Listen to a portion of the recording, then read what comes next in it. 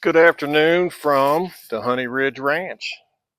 Guest location today. Welcome back to the channel. Don't forget to subscribe and like and drop some comments down below. Here we go. We're talking about some tool belts today. Well, I call them tool belts. In some places they call them bags, but they always call it a tool belt, but whatever you call it. So we got some examples here, but the main thing I wanted to talk about was what to put in your bag or your tool belt. So just real quick, we got a couple junky Harbor Freight ones here. Well, actually three of them, I think. This one here, it ain't too bad. You got a helper or something like that, or it doesn't weigh much. What I like about it is it's easy to take on and off. You go to lunch or something like that, so that's good. And then it's got a couple little pockets for some roofing nails or tile spacers. You can put a couple things in there. you know. Now, what I don't like about it is you put your pencils in here where you put your hammer. See that? I don't like that. These have, well, this one's got the hammer on the back, right by your back. You just feel back there and drop it in there. This one, which we'll get to this one in a minute, same way. It's in the back. This one, now this one's different. It's got the metal, but it's got one on each side, which I kind of like it too, I guess. So, what do you need in your tool belt? All right. At a minimum, you need a pencil. Not just one pencil, because you're going to drop it and lose it, or the point's going to break. So you get a couple pencils. So this one here, we got one on each side. Look at there. A Sharpie. Don't use it on drywall. The Sharpie's good. Maybe a putty knife, depending on what you're doing. And tape measure. Whatever brand you like. 25 is about what you need. Sometimes you're doing tile, you can get it like a 12 or 16 because you don't need a big long one. And they're all a little bit laid out different, depending on if you're framing or what. I got a few examples here. Let's see what we got. Cobalt makes a pretty good one. I like that one. I got a Milwaukee somewhere. Milwaukee makes a pretty good one. There's an old Cobalt. That was a good one. All right. Chalk line if you're doing some framing. And then if you're doing some cutting, you're going to need some way to mark it out. Now, Speed Square is pretty good for tile and complicated stuff, roof rafters and things of that nature. But if you're laying out walls and things, you want this one here, just a square. Because this is the width of your 2x. All right, so it's easy to lay out with that. So torpedo level might be good for a drop on some plumbing or something like that. There's some gloves in there, carrying goods or whatever. Hammer, we won't get into different types of hammers, but this one's a S-Wing, about a 22, 28 ounce framing hammer. I think it's a waffle face. Well, it used to be a waffle face, now it's getting to be a smooth face. But anyway, that's pretty good. You'll lose it before you tear it up, that's for sure. This one, there's the Milwaukee right there. That was a pretty good one. Now this one has got a buckle on it. I like that. So now, oh, and a screwdriver.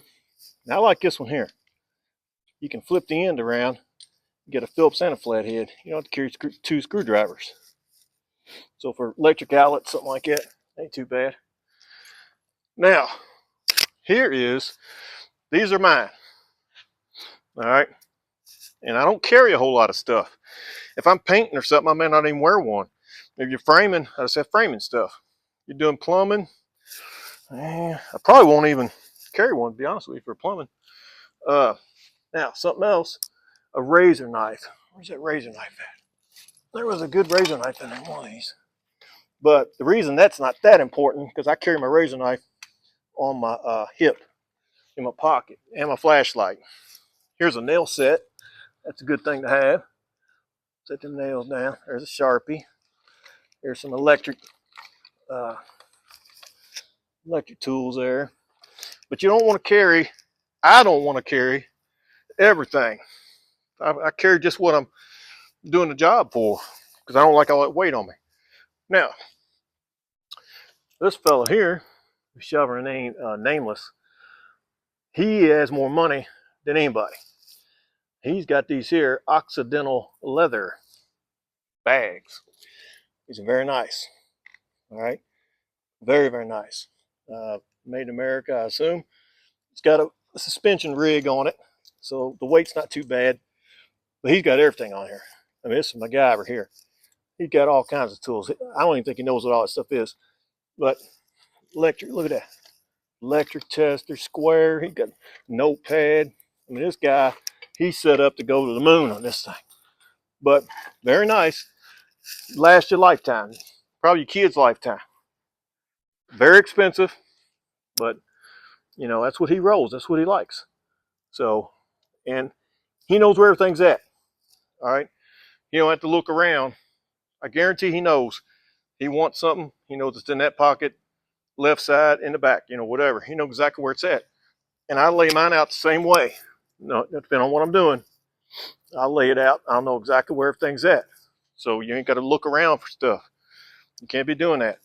So that's a quick little video there of tool belt or tool bags. And comment down below what you keep in your tool bag, your tool kit, tool belt, whatever you call it. And we'll do another video on different types of hammers. I see this hammer here, he's got a titanium hammer. More money. See, I ain't got that titanium money. 14 ounce, but it hits hard. It's really interesting. You can get a good swing on it because it doesn't weigh much, but it drives nail pretty good. But that hammer's probably that's probably a $200 hammer.